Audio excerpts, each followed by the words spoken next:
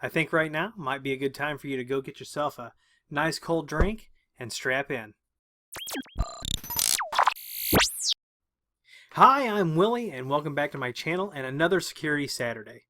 I want to first give a shout out to everyone who has been supporting me, everyone who has been showing me a little love with donations, whether it's hardware or the PayPal donations, or even those of you who have been using my consulting services. Thank you for that. I will talk more about this piece of hardware. I'm just going to flash this up because you are going to see this again. Not in the same capacity that you saw my Edge Router X yesterday. If you're interested in encrypting all of your traffic from your network, I will put a link to yesterday's out-of-band video down there in the description so that you can get signed up for private internet access using my affiliate link. And then you can install it on your Edge router. I've got a lot of things in store for you over the next couple weeks. It's going to be fantastic. But for now, let's hop back over to the security side. Our first story, and as always, all of these stories will be down. I'll have links to them in the description, as well as my PayPal, Amazon affiliate links. Thanks everybody for using those. They will be available as well. So the first story that we're looking at is from ZDNet.com, and it says Microsoft polls then revives Docs.com search after complaints of exposed sensitive files. So apparently what had happened is that if you were using the Docs.com website and you had sensitive files out there, other users could accidentally see them in a search. So it looks like everything revved up over Twitter. Microsoft apparently has addressed the problem, and I don't know. When I first saw this story, they had just removed it. The search feature was gone, and now apparently they've added the search feature back in, and it says here somewhere that they added it back in on Sunday. It's still exposing personal information, but Microsoft hasn't explained why it was reintroduced again. I don't use Docs.com. If you use Docs.com, you might want to go check that out. If you do use Docs.com, please put some comments down on the links. Let's talk about this a little bit. The next story that we're going to talk about, this actually isn't a story. This is a link to Verizon's privacy policy and app flash. And if you've been paying attention over the last couple weeks, you've got Telcom saying that they're not going to sell our personal data even though these protections are being rolled back. The people who have voted, and it is, I believe, awaiting signature from President Trump at this point. I've heard a couple different things. They've talked about that the FTC is where this should sit, not the FCC, so that's why they're repealing it, but I haven't really seen any good, straightforward information, and the EFF, the Electronic Frontier Foundation, is still the Electronic Frontier Foundation, and they stay on top of this, and they are an advocate for our rights in regards to technology. So they are still talking about this. And apparently what's going to happen with Verizon is there's going to be one model of phone where they're going to start doing this, and they're going to push this app flash, and you have to either opt in or opt out. But if you opt in, they're going to be able to collect a whole lot of information. It's really going to be interesting to see how this unfolds over the next days, weeks, months. If President Trump signs this thing, who knows what's going to happen. And I called into a radio show earlier this week because the person that was talking about this on the local radio station before me is a marketing person, and they're telling everybody, well, you can go into Google and say, don't track me. This person clearly has either been talking to a politician or they don't understand that this is not just Google tracking you. And, you know, we monetize ourselves to get Google for free, to get Facebook for free. Those infrastructures are hugely expensive. And so we give up some of that privacy so that they can make money and provide those services to us. But the do not track in Google, if somebody tells you that you can just hit that and it will end your security problems, you need to get in touch with someone else about your security. And I was just, and I was blown away when I heard that, so I had to call in. And then, you know, it kind of, the radio host kind of, when I told them, you know, private internet access VPN, they're like, yes, VPN. It was very good. I don't know if I can find that, if it's recorded out there for everybody. If I can, I'll track that down. And I'm going to put a link to this out there. And then in regards to the same story, I don't know if you've heard about this guy who started this GoFundMe page. And let's see if we can open the GoFundMe. So he had a $10,000 goal.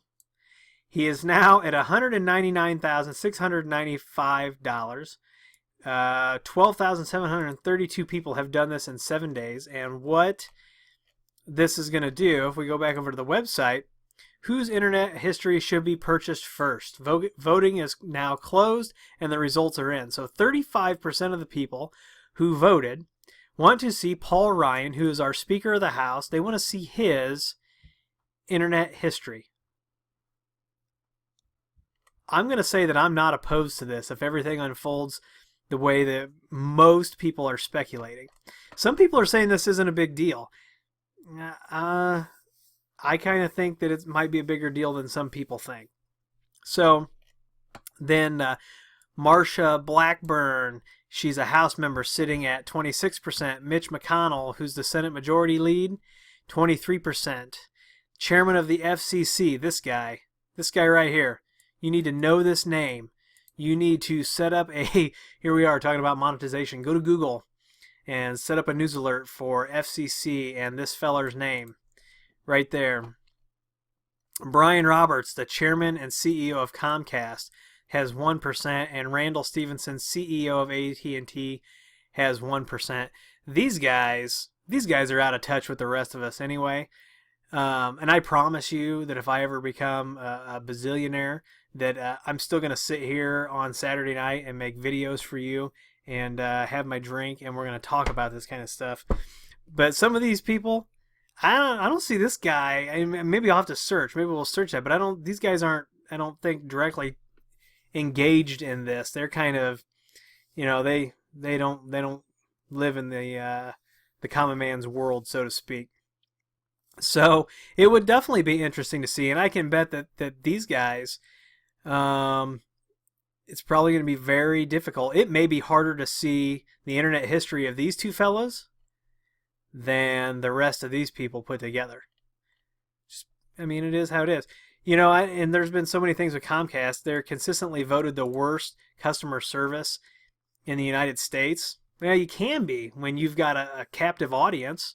You know, there are places where Comcast is the only choice for high-speed internet, unless you want carrier pigeons or a message in a bottle. I mean, so when you've got that captive audience, yeah, you can be the worst customer service because people are still going to pay.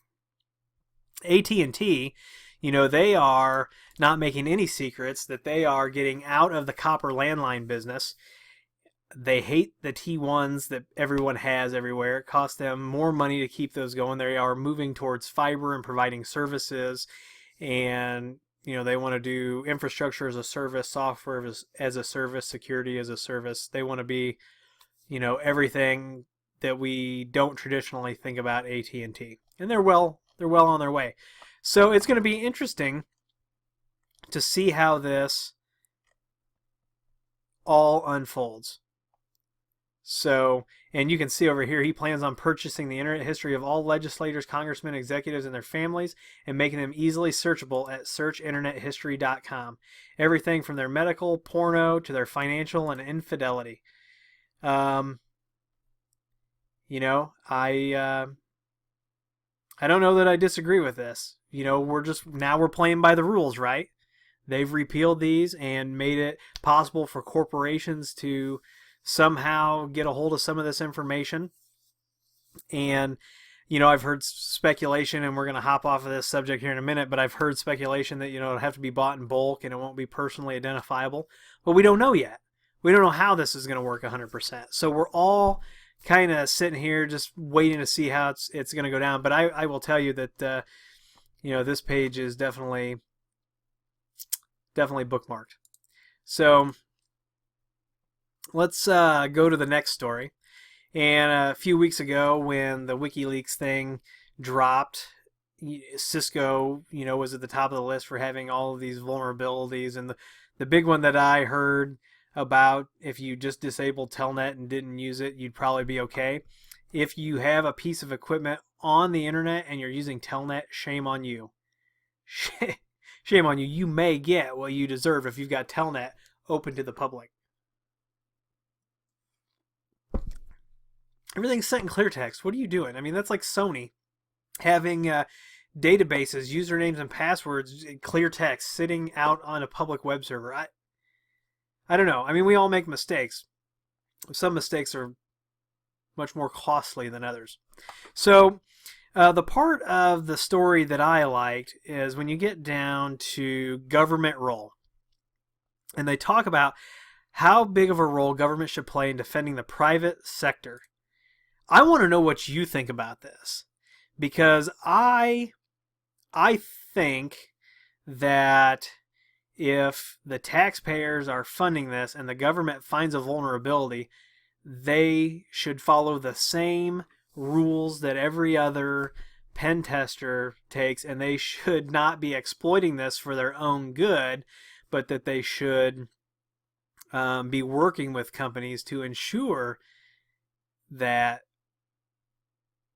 these things are addressed. You know, you catch more bees with honey, you know, than you do piss. So I don't know if that's how that saying goes. Catch more something with honey. Catch more flies with honey than you do vinegar. That's what it is.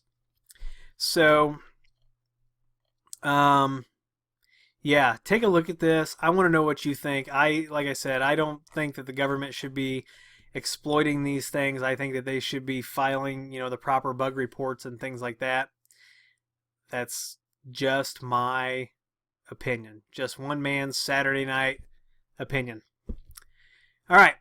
The next story we're going to talk about is from America's JobLink Alliance. And if you don't know what America's JobLink Alliance is they are a consortium of sorts that span several states and basically help people find jobs. So if I'm a job seeker, I can go out, I can put all my information in there, and this spans a few states. They had a data breach. So it happened on March 22nd, Topeka, Kansas, or that's when this came out, March 22nd. And it talks about America's JobLink as a multi-state web-based system that links job seekers with employers, and they've been the hacking of an incident from an outside source. And the software is apparently developed and maintained by their technical support, and they have been in business almost 15 years, and this is the first known intrusion that they have experienced. If you've been writing code for 50 years and it's been publicly available, maybe this is the first one we're talking about. This is a very bold statement. But, you know, if I was writing software like that, I may make a statement like that too to kind of bring people's, you know, nerves down. So on the 22nd, or on the 21st, they confirmed that a third-party hacker, I love how they put hacker in quotes, exploited a vulnerability in the application code to view the names, social security numbers, and dates of birth of job seekers. Hold the phone. Social security numbers. Problem. So it's a huge problem. So one way that I know that I deal with this when designing web-based apps and working with my developers is we have a separate system in which we deal with social security numbers. So let's say that we have created an online job app. You go there, you fill out the app, it gets to the social security part, right? When the job app is submitted, the social security number never hits the database where the rest of that information is stored. It does not exist there. And it only exists in one other place, which is a encrypted, secured, either version of the PDF or another database that is completely not even facing the internet. So, but it happens. This happens. This is not uncommon to see this PII come out like this. Driver's license numbers in the state of Illinois, we're supposed to protect those just like we do Social Security numbers. And that's not just government entities. Private sector companies in the state of Illinois are supposed to be held to those standards too. And the state of Illinois says that if you have a data breach and even one person in the database, their driver's license gets out, you are now on the hook to tell everyone in that database somehow that their information may have been compromised, or that their information was in a database that was compromised. So I can only speak, from the Illinois side. That's what I'm the most intimate with. I have started looking at other states that surround Illinois, so the Missouri, the Iowas, the Wisconsin, Indiana, Kentucky. So I am starting to get familiar with those laws in those states. Upon discovery of this activity, they immediately intervened and deployed its technical team to assess and stop the incursion in disabling the hacker's access to the system. So I don't know if the hacker was still in the system when they found this. It kind of sounds like they may have actually seen something happening. I don't know. If you're watching this and you can comment on this, because you might know, create a fake account. If you need anonymity, make sure that you use my private internet access link down there. Get you a PIA account, VPN in, and make some comments. They are working diligently with law enforcement officials to identify and apprehend the perpetrator.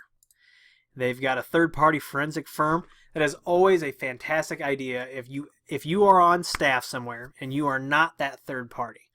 If you're on staff somewhere and you have an incident like this, it is always fantastic. I highly recommend bringing in an independent forensic firm to verify things. Just because if I find the vulnerability and I find this stuff, to me, then if I'm the one who's investigating it, then it kind of muddies the waters, and I don't ever want any questions like that. I would rather pay a little bit more and, in my opinion, do the right thing so that there's a clear-cut opinion. It's not my opinion. It is a third party who can attest to these things. So if you scroll down, there's a little bit more about what happened. It talks a little bit more about what the system is. So on February 20th, this hacker created a job seeker account. The hacker then exploited a misconfiguration in the application code to gain unauthorized access to certain information of other job seekers. Holy cow! Yeah, that's a bug. And it looks like the PII, personally identifiable information that was included were users' names, dates of birth, social security numbers, everything I need to start getting credited in someone's name, changing addresses, doing all kinds of creepy, crazo stuff. It was eliminated on March 14th. They are working with the FBI to apprehend. They didn't put hacker in quotes here. So maybe after they talked about it up above, maybe he's legitimized now. So he's not a hacker, but he's a hacker. I don't know. So the misconfiguration happened back in October. And so you can read this. It is an interesting read. The states, 10 states, Alabama, Arizona, Arkansas, Delaware, Idaho, Illinois, Kansas, Maine, Oklahoma, and Vermont. Those are kind of spread out. Those are nice and spread out. So all of the news links, they're going to be down in the description. The next thing I want to talk about is a piece of software that, we're talking about privacy and security, that can help you tweak your Windows 10, because I know everybody loves Windows 10. It can help you tweak your security. So we'll download this guy real quick.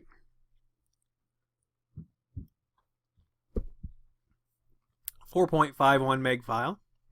And here's the software agreement. I agree with everything. I'm not going to hold them responsible if my machine crashes in the middle of recording this video because I run their app. I'm not going to do that. I am in no way affiliated with Frozen Software. And this is a free or open source piece of software. So we're going to go ahead. And I don't know if you could see there was a prompt to allow us to run the software. I don't know if you could see that or not. Usually it doesn't record the prompts. Got a lot of hard drive activity happening. Alright, create a new restore point. I've got system restore disabled. No. So right here on the front, by the way, this is the first time that I'm running this. So we're doing this together. Windows is increasingly bundled with telemetry. Having trouble talking tonight. And tracking services that are enabled by default. To protect and enhance your privacy, Windows Privacy Tweaker by Frozen Software can disable all settings of Windows that spy on you. And I got a little bit of a window issue. So legend here, green is you are safe, red you are not safe. There's commands. So there's a command line. So that's pretty cool. So what else do we have under information? Nothing. Okay, services. It detected all of these services that it believes I should disable. So how do we do this? Do we check all? Do we uncheck all? Seems to have frozen up on me a little bit here.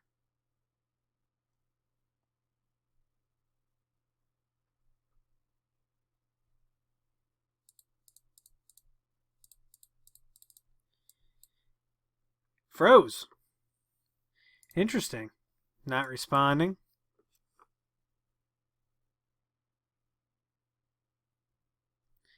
Oh, I was just impatient apparently. So we are going to uncheck all and see what happens. So what it must be doing is possibly manipulating those services behind the scenes. We can't exactly see what's going on here. That's what it was doing. I was just impatient. It's disabling all of those services. I think I'm going to leave them disabled and see what happens. I don't use Bluetooth on here. I don't use any of this Xbox stuff. Remote desktop, I don't remote in. Yeah, I'm going to leave it like that and see what happens. All right, scheduler. Holy cow. So proxy, family safety monitor. All right, so let's uncheck all. We let it disable those schedules. Man, that was much quicker. So green, we're good there. Registry. Excuse me. It looks like there is a lot of stuff here. And I'm wondering if I uncheck all, if it's going to have to reboot. Let's see what happens. Oh, Windows didn't like that. Turn on Windows Smart Screen. Smart Screen can help keep your PC safer by warning you before running unrecognized apps and files downloaded from the internet. Yeah, we're going to leave them off. So I got to say that this is pretty slick. It's a free download. I will put the link to it. Looks like you can change the language. We can go to About. Shows Frozen Software. It is successfully signed. So that's cool. So we ran that. It doesn't look like I've got to reboot. So we'll see. I'm going to reboot at some point, and we'll see if Microsoft thinks that they should enable some of those services again. What I want to show you real quick is I got a new bag to carry my stuff in when I go to customers. It's a tactical bag. I really like it. It's got a lot of space. I've got a different laptop that I'm going to start using. And I'm going to give you a tour of everything that's in the bag, hopefully next week.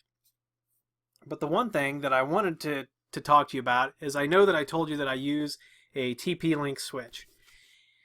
Let me make this clear. I don't use this switch in infrastructure. This switch gets carried around with me, and the reason that I bought this switch, it was less than $30. You can get one of your own down by click my Amazon affiliate link down there to go to the store and just search for the TP-Link TLSG108E, right? So this is an 8-port gigabit switch.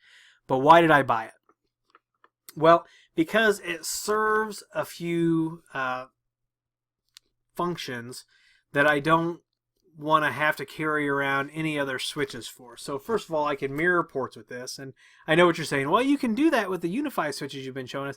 I have, but I don't have to run a controller on my laptop or run it, you know, attached to a controller, or I don't have to SSH into it and mess around with that. This is all done through a web GUI. And I know it says business solutions. I don't know. I haven't had this deployed in a business, and we'll do a full unboxing of this and take a look at this. But some of the other things is that it does VLANs, it does DSCP marking and QoS, rate limiting, storm control. It does link aggregation, port mirroring. And when we start getting into some more of the security stuff, you'll see why port mirroring is so important, and to have that in a portable switch. It's got loop prevention, cable diagnostics, IGMP snooping. So I gotta tell you, the other reason that I like this is because it's 9 volts, 0.5 amps, and I actually ordered a battery pack off of Amazon that I can charge, and I can plug this guy in, and I don't believe that I'm gonna have to have this plugged into the wall. Now, I'm only at any time going to use 3 links, so I don't know how long the battery is going to last. We'll take a look at that when it comes in, but I can power this guy that way, so that was very important to me. So that 9 volts, 0.5 amps. So we're gonna play with some of this stuff here in the future, and I think you're gonna like it. So the last thing I want to talk about is within an organization, practical security, and I really want to talk about. I don't know if you've ever talked to users and you've given them a password and they're like, I got another password to remember. I got to remember like 6 passwords. Welcome to my world, you know. And we saw the news from LastPass, and if you follow me on Twitter and Instagram, you see the angry cloud picture of LastPass on fire because they found a bug that is in the complete framework of the system, and they're working to fix it. But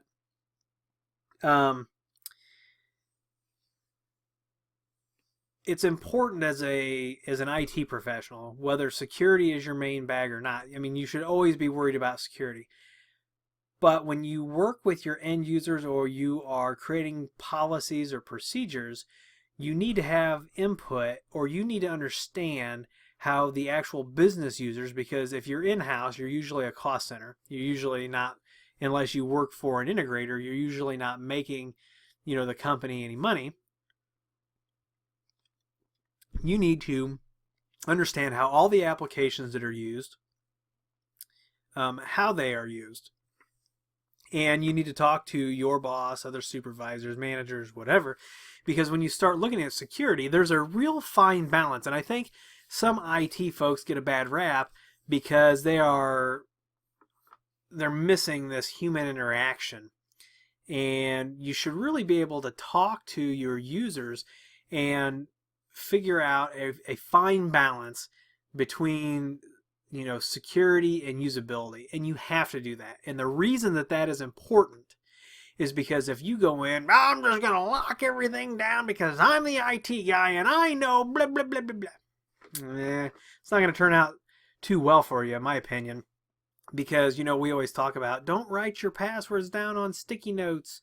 And you walk into an office and there are sticky notes and they're under the keyboard, they're on the monitors, all the places that we tell people, if you're going to put your password on a sticky note, don't put it under the keyboard. Don't use your dog's name. Don't use your birthday. Don't put it on the monitor. You know, these things that we say, if you go in there and you make the system too difficult, your users, they will subvert your security.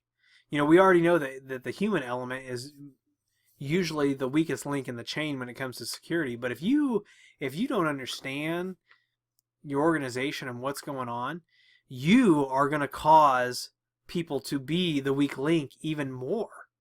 There has to be a fine balance. You can't go overboard, but you have to provide protection. You have to provide reasonable controls. They're going to do it, and you don't want to make them so restrictive that people bypass them anyway, because then you have a bigger problem. And I'm going to end the rant on that. And I want to thank you for spending a little time with me at Security Saturday. Like I said, lots of awesome videos coming, a lot of out-of-band videos. I have to do out-of-band videos because I got so much stuff that I want to push to get caught up, and then we'll get back to a regular schedule. I'm not saying that it's going to be 2 or 3 videos a day, but it's going to be, you know, more than the Monday, Wednesday, Friday, Saturday. So until we get caught up and we're at a place where I feel comfortable that we're caught up. So if you like this video, please give me a thumbs up. Please subscribe. Please comment and share. Please follow me on Twitter. Follow me on Instagram. Use the affiliate links, and we will see you in the next video.